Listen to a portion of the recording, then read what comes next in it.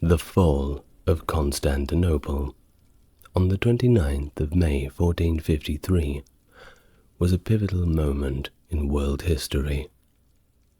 This event ended the Byzantine Empire when the forces of the Ottoman Turks, led by Sultan Mehmed II, successfully besieged and captured the city. The siege itself was characterized by the massive use of artillery, including the use of large cannons that were crucial in breaching the previously unbreakable Theodosian walls. And the fall of this great city not only shifted the balance of power, but also marked the end of the medieval period and the beginning of the Renaissance, as scholars fled to the west, carrying with them valuable knowledge and manuscripts. But of course, the aftermath was not without its share of atrocities, many of which we will get to, so do be forewarned. If you would like to learn about everything that happened, you're in the right place. Welcome to the channel. If you're new here, it's good to meet you. And if you're coming back, it's good to see you again. As always, if you like what I do and would like to make a contribution, Patreon link is in the description. Otherwise, if you want to tell YouTube that you want more people to see the video, a like, comment, and subscribe helps push them in the right direction. Now, with all that out of the way, please get yourself relaxed, and we can begin our history of the fall of Constantinople. Let's set the background first. Constantinople, established as an imperial capital by Constantine the Great all the way back in the year 330 AD, had already faced numerous sieges across 11 centuries, but was only captured once before 1453. Of course, this was during the Fourth Crusade, quite the disaster of 1204. This event led to the creation of a precarious Latin state in the city, while the Byzantine Empire fractured into successor states, such as Nicaea, Epirus, and Trebizond. These states contested both against the Latin rulers and among themselves for control over the Byzantine throne. It was the Nicaeans who eventually reclaimed Constantinople in 1261, restoring the Byzantine Empire under the Palaiologos dynasty. However, the empire, now significantly weakened, continued to face threats from various directions, including the Latins, Serbs, Bulgarians, and of course, the rising power of the Ottoman Turks. Foreshadowing. The Black Death between 1346 and 49 drastically reduced the city's population, exacerbated by the empire's general decline. By 1453, Constantinople had shrunk substantially, comprising mainly a series of walled villages within the ancient Theodosian walls and largely surrounded by empty fields. The once vast empire was now reduced to the city itself and a few islands in the Sea of Marmara, not to mention a cultural outpost in the Peloponnese centered around Mistras. Additionally, the Empire of Trebizond, one of the Byzantine successor states, established after the Fourth Crusade, continued to exist on the Black Sea coast. Now, onto the Ottoman side. When Mehmed II ascended to the Ottoman throne in 1451, at the age of 19 years old, European courts underestimated his potential impact expecting his youth and inexperience to actually weaken Ottoman influence in the Balkans and the Aegean.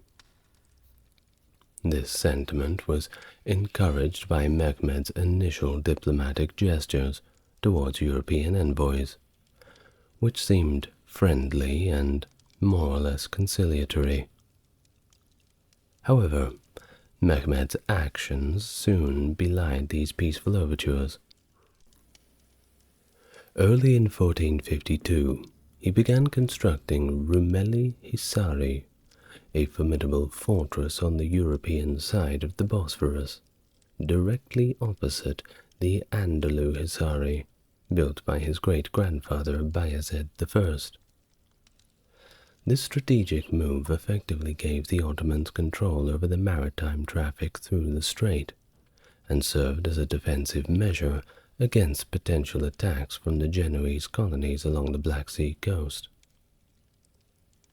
The name Boğaz Kesen, meaning strait blocker or throat cutter, highlights the strategic significance of this fortress, playing on the dual meaning of Boğaz in Turkish, which refers to both a strait and a throat. This fortress was part of the broader strategic plan to isolate Constantinople and prevent any assistance from the despots in southern Greece, Thomas and Demetrios, who might have supported their brother Constantine the 11th Palaiologos during the looming siege. In preparation for the siege itself, Mehmed also ordered improvements to infrastructure to facilitate the movement of large cannons and troops from Adrianople to Constantinople, including enhancing roads and bridges. Mehmed's intentions were further clarified in a speech recorded by the Greek historian Michael Critobulus, in which he rallied his troops by invoking the legacy of his forebears, who had established and expanded the Ottoman Empire through considerable sacrifice and valor. Here we have a snippet of said speech, and I'll begin reading now. My friends and men of my empire, you all know very well that our forefathers secured this kingdom that we now hold at the cost of many struggles and great dangers that, having passed it along in succession from their fathers, from father to son, they have handed it down to me. For some of the oldest of you were sharers in many of the exploits carried through by them. Those at least of you who are of maturer years, and the younger of you have heard of these deeds from your fathers. They are not such very ancient events, nor of such a sort as to be forgotten through the lapse of time. Still, the eye-witness of those who have seen testifies better than does the hearing of deeds that happened but yesterday or the day before. End of passage. Byzantine Emperor Constantine XI fully recognized the threat posed by Mehmed's strategic maneuvers and sought assistance from Western Europe. However, long-standing tensions between the Eastern Orthodox and Roman Catholic churches since their schism in 1054 made these efforts more than a little bit difficult. Efforts at church union, such as those agreed at the Second Council of Lyon in 1274, and more recently at the Council of Florence in 1439, were deeply unpopular in Constantinople.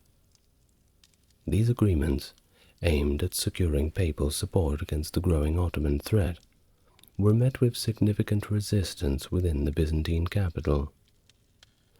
The historical animosities, marked by events like the massacre of the Latins in 1182 and the sack of Constantinople during the Fourth Crusade of 1204, had fostered strong anti-Latin sentiments among the Byzantine populace, which were exacerbated by the attempts of union.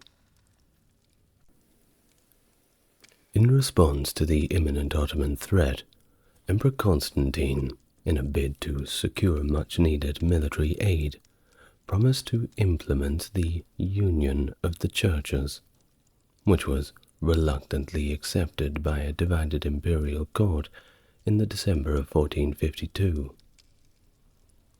Despite these overtures, Pope Nicholas V was unfortunately unable to muster the necessary military support from Western Europe. The major Western powers were preoccupied with their own concerns. France and England were both weakened by the 100 Years' War. Spain was focused on their own reconquest. The Holy Roman Empire was embroiled with internal problems, and Hungary and Poland were still recovering from their defeat at the Battle of Varna in 1444. Although the promised union failed to galvanize extensive Western support, some help did materialize. Notably, Giovanni Giustiniani, a renowned expert in fortifications from Genoa, arrived in January 1453 with a contingent of his own troops. Recognized for his military prowess, Giustiniani was appointed by Constantine to command the defense of Constantinople's land walls. Additionally, contributions included a small force of archers funded by the Pope and led by Cardinal Isidore, and various groups from northern Italian states and the kingdoms of Naples and Sicily. However, the Western response was largely insufficient against the might of the Ottoman forces. The deliberations in Venice about sending aid resulted in a decision to dispatch a fleet, but its deployment was delayed until April 1453, by which time it would be far too late to be of any effective assistance. In a further blow to Byzantine morale, several Italian ships, previously committed to the city's defense, deserted Constantinople upon Giustiniani's arrival. These developments shows the complexities and challenges faced by Byzantium in securing effective support against Mehmed, who was strategically and relentlessly pursuing the city.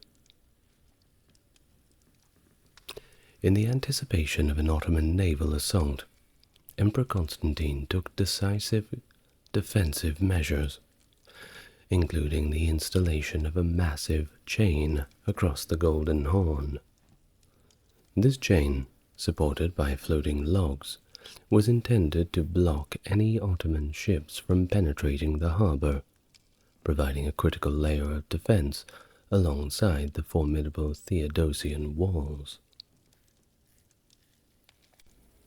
The historical context for this precautionary measure stemmed back to the Fourth Crusade's successful breach of Constantinople's defenses via the Golden Horn in 1204. So it was pretty important that they protect this. Now, the defensive preparations extended to land fortifications as well, particularly along the Blachernay section of the walls, which was seen as a critical point due to its protruding position. The walls were complemented by a 60-foot wide moat and a series of crenellated walls and towers, strategically placed to maximize the city's defensive capabilities. Despite all of these robust fortifications, the Byzantine forces defending Constantinople were markedly outnumbered, totaling around 7,000 men, of which 2,000 of them were foreign mercenaries.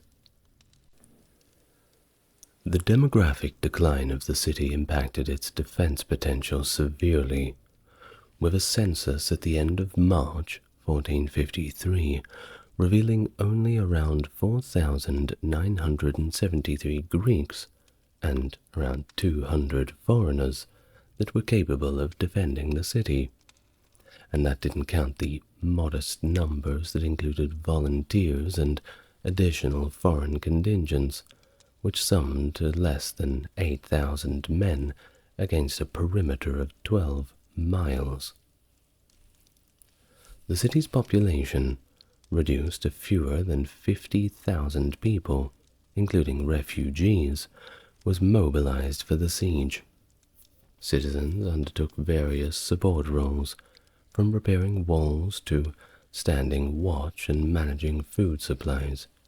Everybody did their bit. Some, unfortunately, had to melt down church treasures to mint coins to pay the defenders. The defending force also included a small number of artillery pieces, which ultimately proved to be of limited effectiveness against the Ottoman siege tactics. On the other hand, the Ottoman forces, led by Sultan Mehmed II, were significantly larger and better equipped. Estimates based on recent studies and Ottoman archival sources suggest a force ranging from 50 to 80,000 soldiers, including the elite Janissaries, and actually a formidable contingent of Christian troops, such as the 1,500 Serbian cavalry that were provided by Durad Brankovic. Additionally, the Ottomans deployed a powerful artillery array, including 70 cannons, enhancing their siege capabilities. Western contemporaneous accounts, likely inflated, vary, but they do suggest that Ottoman forces could have been as high as 300,000, highlighting the dramatic numerical disadvantage faced by the defenders of Constantinople. Now Mehmed, recognizing the strategic importance of naval power, assembled a formidable fleet to aid in the siege of Constantinople. Estimates of the fleet's size from contemporary sources also vary widely, ranging from 110 to 430 ships. A more considered modern estimate places the fleet at around 110, which included 70 large galleys, some smaller galleys, and a number of large rowing boats and horse transports, indicating a substantial maritime force poised to support the Ottoman siege efforts. Now on the artillery front, the Ottomans surprised the defenders with the range and power of their cannons. These cannons, numbering between 12 and 62, were produced in Turkish foundries under the direction of engineers like Saruka and, notably, Orban, a foreign engineer whose contributions were critical. Orban, believed to be Hungarian, offered his expertise initially to the Byzantians, but unfortunately they couldn't afford him. So he then turned to Mehmed II, promising a cannon capable of breaching even the legendary walls of Babylon. Well, Mehmed liked this. So, funded generously by the Ottomans, Orban constructed the massive cannon named Basilica, capable of launching a 600-pound stone ball over the distance of a mile. Despite its impressive capabilities, the cannon had its own significant limitations, including a lengthy reload time and a shortage of ammunition. Moreover, reports suggest the cannon may have eventually succumbed to its own power and simply breaking under the recoil, a detail noted in contemporary but disputed sources. Mehmed's strategic approach extended beyond mere force, however. Prior to the final assault, he ensured his artillery, including Orban's gargantuan cannon, were transported from Edirne to Constantinople, which in itself was a massive logistical effort involving hundreds of men and oxen. His plan targeted the formidable Theodosian walls, specifically the section protected by land rather than water, where he positioned his army and artillery for maximum impact.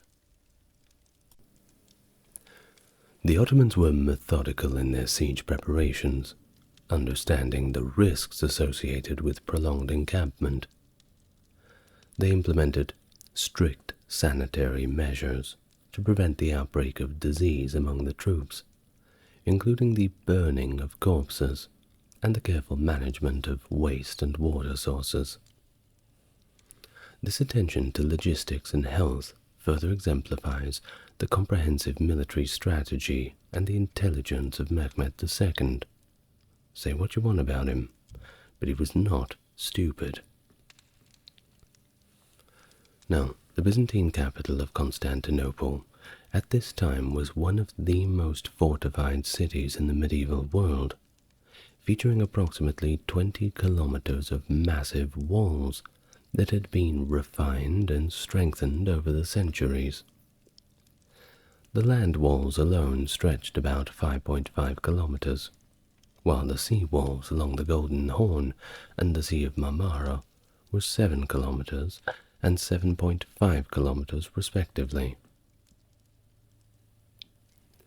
These fortifications were in good condition, despite having been recently repaired during the reign of Emperor John VIII, providing the city's defenders with strong hope and reason to believe that they could withstand a siege until the reinforcements from Western Europe had arrived.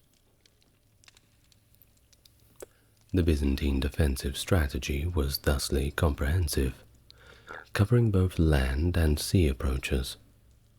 The city's defenders, although outnumbered, were strategically deployed along the walls and equipped with a small fleet of 26 ships from various European powers, including Genoa, Venice, and even one from France.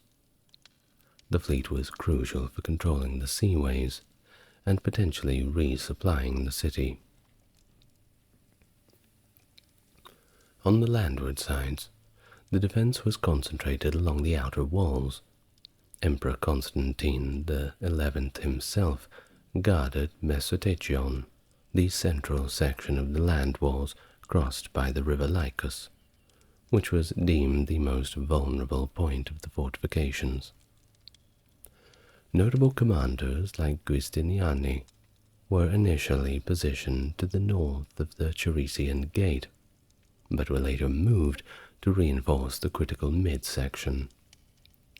Other sections of the land walls were manned by a mix of Greek, Genoese, and Venetian commanders, each responsible for a stretch of the fortifications. The sea walls were guarded less densely, reflecting the Byzantines' confidence in their naval capabilities and, of course, the natural barrier provided by the sea. Key points along the sea walls were manned by commanders from Genoa and Venice, showing the significant contribution of Italian maritime republics to the defense of Constantinople. Strategically, the Byzantines also maintained 2 reserve forces within the city, one near the land walls and another by the Church of the Holy Apostles, ready to respond to breaches or critical moments in the battle. Despite the strength of the Ottoman forces, which included these much larger, powerful cannons, and of course a lot more men, the Byzantine defenses were sophisticated and robust, making the city exceptionally well defended. The Byzantine cannons, and yes, they had them, were a lot smaller and less effective than those of the Ottomans, but they did play a role in the defense even though their recoil sometimes damaged the walls which they were meant to protect. The belief that Constantinople could hold out the siege was not based merely on hope, but on a well-founded assessment of its formidable defenses and strategic geographic position. Well, the time eventually came. At the onset of the siege, Mehmed focused on quickly eliminating the remaining Byzantine strongholds around Constantinople to consolidate his control. Key positions such as the fortress of Therapia on the Bosphorus and a smaller castle near the village of Studius by the Sea of Marmara were swiftly captured. The Ottoman navy, led by Admiral Boltoglu, also seized the Prince's Islands in the Sea of Marmara, further tightening the noose around Constantinople. The massive Ottoman cannons bombarded Constantinople's walls relentlessly, but their slow rate of fire and lack of precision allowed Byzantine defenders to repair the damage after each assault, significantly reducing the effectiveness of the Ottoman artillery. Despite these efforts, the Ottoman navy also faced their own challenges. The Byzantine defenders had placed this massive chain across the entrance to the Golden Horn, which effectively blocked Ottoman ships from entering and controlling this crucial waterway. However, on the 20th of April, in a dramatic naval skirmish, a small Christian flotilla managed to breach this blockade and enter the Golden Horn, boosting the morale of the city's defenders and rather embarrassing Mehmed. This incident led to the brutal punishment of Baltoglu, who was stripped of his rank, beaten in front of a large crowd, and his possessions redistributed to the Janissaries. In a bold and innovative military maneuver on the 22nd of April, Mehmed ordered his ships to be dragged overland on greased logs through the Galata district on the north side of the Golden Horn, effectively bypassing the chain barrier. This maneuver allowed the Ottoman fleet to enter the Golden Horn, posing a direct threat to the Byzantine sea walls and cutting off potential aid from the Genoese colony of Pera. The tension escalated further when the Byzantines launched their own fire ships to try to burn the Ottoman fleet, which was now harbored within the Horn. The desperate attack failed, and it led to severe consequences. The Ottoman forces captured 40 Italians who tried to escape from the sinking fire ships. Mehmed ordered them all to be impaled on the northern shore as a gruesome warning. Well, the Byzantines were, of course, not too impressed with this. So they had to get them back, and they did so by executing 260 Ottoman prisoners right there on the city walls, very much visible to the Ottoman troops who could only watch on and hear the screams. These brutal exchanges marked a significant escalation in the siege, forcing the Byzantines to stretch their defenses even thinner by guarding the sea walls along the Golden Horn in addition to their already beleaguered land fortifications. The Turks had made several unsuccessful attacks on the walls, and there was a Venetian present at the time, a surgeon by the name of Niccolo Barbaro, who recorded his recollection of events as follows, and I will read from this journal he kept. They found the Turks coming right up under the walls and seeking battle, particularly the Janissaries, and when one or two of them were killed, at once more Turks came and took away the dead ones. without caring how near they came to the city walls.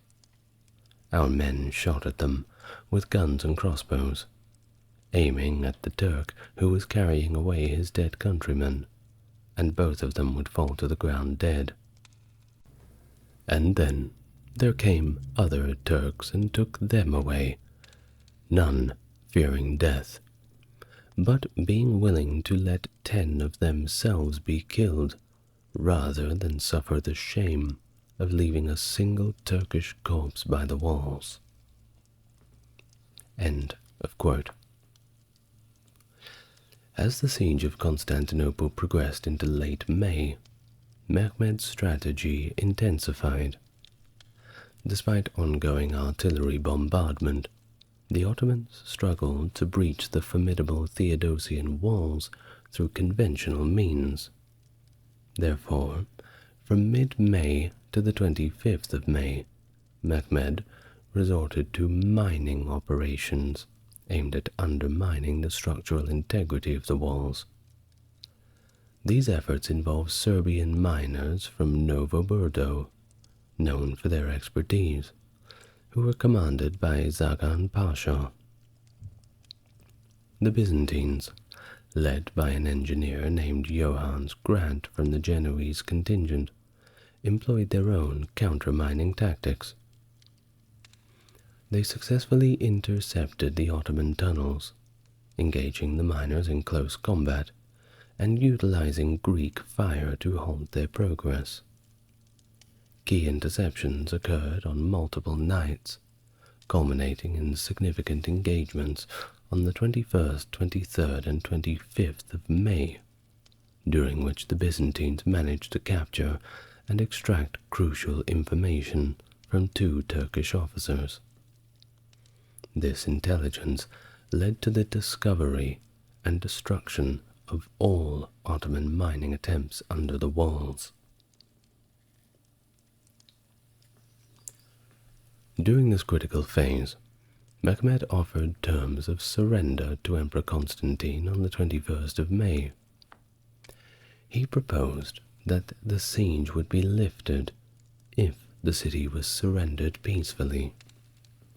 He even promised safe passage for the emperor and any inhabitants who wished to leave, recognition of the emperor as the governor of the Peloponnese, and security for those choosing to remain in the city.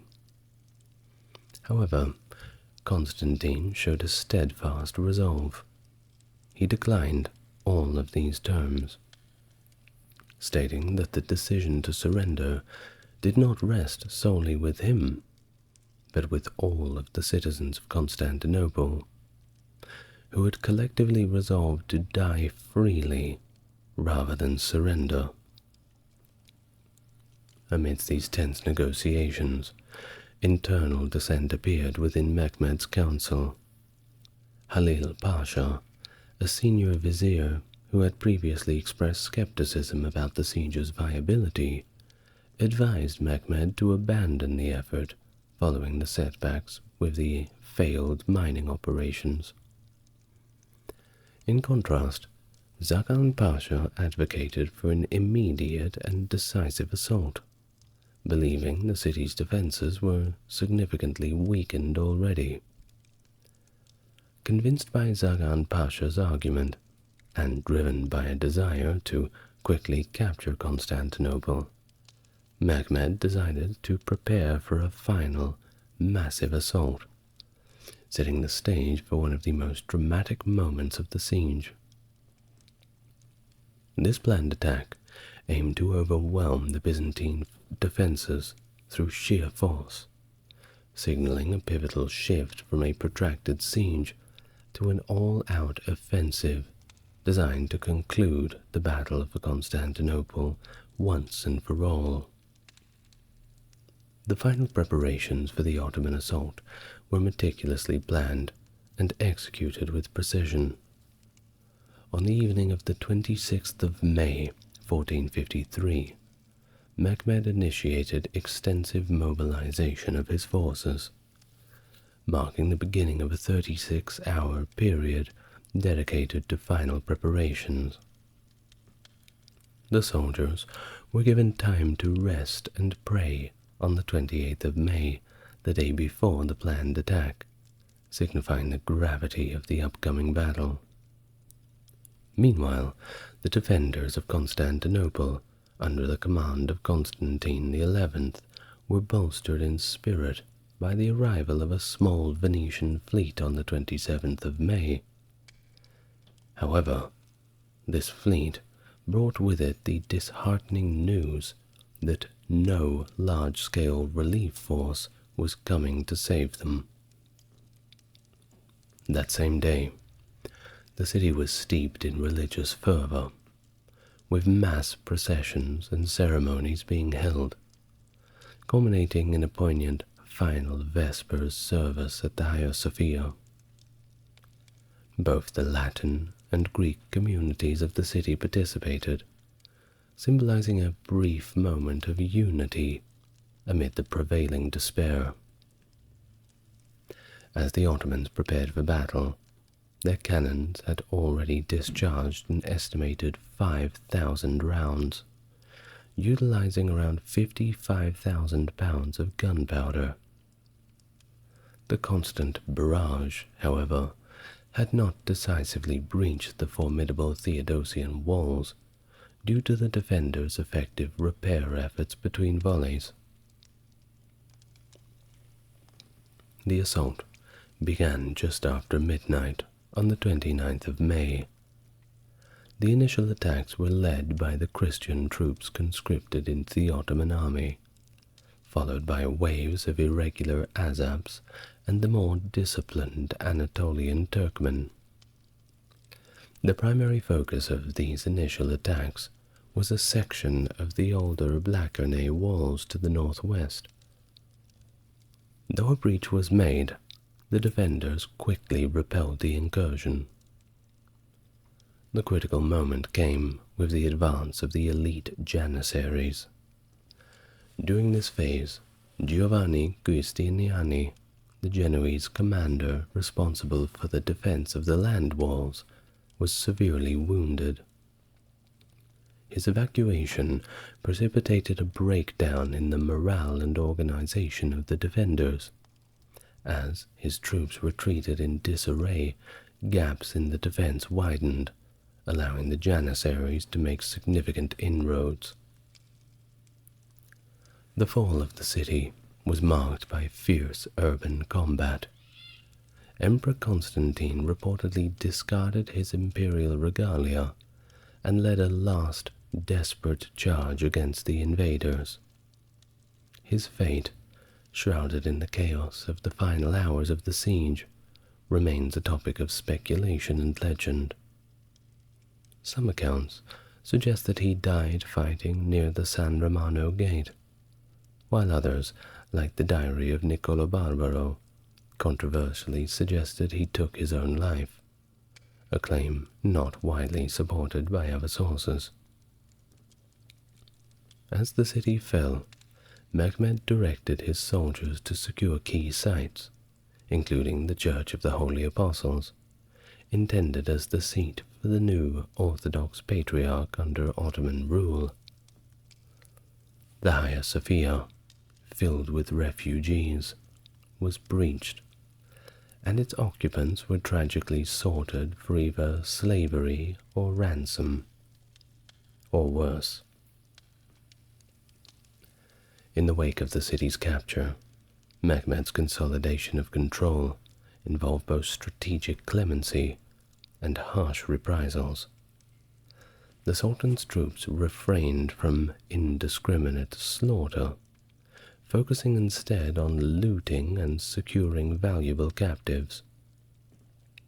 The cultural and economic capital of the Byzantine Empire thusly fell into the hands of the Ottomans, marking the end of an era and the beginning of a new chapter in history, which would henceforth be known as Istanbul, a key city in the rising Ottoman Empire.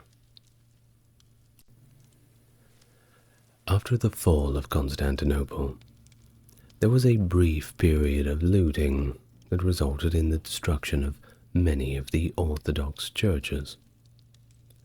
This period of chaos left the city largely in ruins by the 2nd of June, with desecrated churches, uninhabited houses, and emptied stores and shops. Mehmed was reportedly moved to tears by the devastation, lamenting, "What a city we have given over to plunder and destruction." The scale of the looting was significant, particularly carried out by sailors and marines who entered the city through less defended walls before the regular Ottoman troops could gain full control. It's suggested that the ordinary people of Constantinople might have been treated somewhat better by their Ottoman conquerors than by the Crusaders in 1204, though this assertion is somewhat challenged by the high death toll reported by many sources. A Venetian Senate report noted that about 50 Venetian noblemen and about another 500 Venetian civilians lost their lives during the siege, indicating a significant impact on the foreign community living within the city. Additionally, much of the city's treasures had already been looted during the Fourth Crusade of 1204, which left a little bit less for the Ottomans to take. Of course, we have some contemporary accounts from the time, and we're going to read a few of them now. They're quite chilling. The first one's from Macarius Melisenos, and it reads as follows. As soon as the Turks were inside the city, they began to seize and enslave every person who came their way. All those who tried to offer resistance were put to the sword. In many places, the ground could not be seen, as it was covered by heaps of corpses. An Ottoman account by Tursun Beg gives the following insight. After having completely overcome the enemy, the soldiers began to plunder the city. They enslaved boys and girls, and took silver and gold vessels, precious stones, and all sorts of valuable goods and fabrics from the imperial palace and the houses of the rich. Every tent was filled with handsome boys and beautiful girls. Another account by Leonard of Chios goes thusly. All the valuables and other booty were taken to their camp, and as many as 60,000 Christians who had been captured. The crosses, which had been placed on the roofs or the walls of the churches, were torn down and trampled. Women were assaulted, virgins and youths forced to take part in shameful obscenities. The nuns left behind, even those who were obviously such, were disgraced with the foulest of debaucheries. The aftermath of the fall of Constantinople was marked by significant and grim events, reflecting the harsh realities of medieval sieges and their brutal impact on civilian populations. Nicholas de Nicolet's account reveals the grim fate of those captured during the siege, stating that the slaves were openly displayed and sold naked in the city's slave markets, with young girls being particularly vulnerable to purchase. The situation inside the Hagia Sophia was notably dire. According to George Sefrantes, it became a scene of indiscriminate violence, where people of both genders suffered assault and brutality. The elderly, the infirm, and those wounded who sought refuge in churches were either killed or sold into slavery. The emotional toll of the siege is encapsulated in a quote that illustrates the widespread despair. Everywhere there was misfortune. Everyone was touched by pain. This account conveys the pervasive atmosphere of grief and terror that had enveloped Constantinople. Mehmed himself, upon entering the Grand Basilica of the Hagia Sophia, reacted to a soldier damaging the property not for looting, but under the pretense of faith, which prompted Mehmed to execute him, declaring that the physical city belonged to him, not to individual soldiers or their acts of destruction. One particularly chilling episode involves Mehmed's actions during the victory celebrations, where he reportedly entertained his officers by having captives killed for sport. A more controversial and debated account involves the Grand Duke Lucas Notaras, who, according to the Byzantine historian Doukas, was commanded by Mehmed to hand over his youngest son for the Sultan's amusement. Notaras's refusal and his subsequent execution alongside his sons highlight the personal tragedies that unfolded against the larger backdrop of the city's fall. Once again, this account is debated. Well, the siege concluded with a final and overwhelming assault that led to its complete fall and capitulation on May 29th. The events that followed were unimaginable for those who thought the Theodosian walls would protect them forever. 3 days of unrestrained looting, as was the customary reward for soldiers at the time. The Ottomans surged through the streets, plundering homes and committing widespread atrocities. Perhaps the most symbolic act of the conquest was the violation of the Hagia Sophia, that splendid basilica that had been a center of Orthodox Christianity. According to historical accounts, the doors of the church were smashed open while services were ongoing. Of course, those inside, especially less affluent and less likely to be ransomed, were immediately killed. The others were simply carried away, sanctity of the space utterly disregarded. Eyewitnesses, like the aforementioned George Safrantes, underscore the brutality meted out to the populace. He notes the Sultan allowed the initial slaughter and pillage, but then called for an end to the violence, declaring safety for those who would emerge from hiding, promising the restoration of properties to those who had fled the city.